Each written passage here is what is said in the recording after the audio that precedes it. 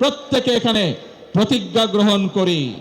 আমরা আজকে এখানে প্রত্যেকে শপথ গ্রহণ করি যে যেই বাংলাদেশের প্রত্যাশা প্রত্যেকটি নারী পুরুষ প্রত্যেকটি মানুষের মনে রয়েছে, সেই প্রত্যাশিত বাংলাদেশ গড়ে তোলার জন্য আসুন আমরা প্রত্যেকে এক একজন শ্রমিক হিসাবে, দেশ গড়ার শ্রমিক হিসাবে আমরা নিজেদেরকে প্রস্তুত করব। আমরা প্রত্যেকে এক একজন দেশ গড়ার শ্রমিক হিসাবে আমাদের জীবনের বাকি দিনগুলোকে আমরা অতিবাহিত করব।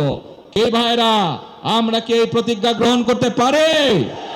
আমার সাথে আছেন আপনারা দেশ গড়ায়? দেশ গড়ার শ্রমিক হিসাবে কি আপনারা নাম লেখাতে রাজি আছেন? আলহামদুলিল্লাহ।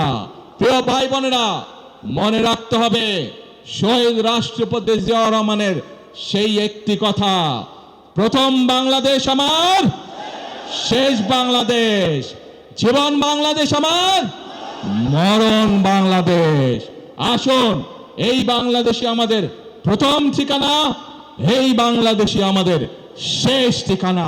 এটিই হোক আমাদের প্রথম এবং শেষ ঠিকানা।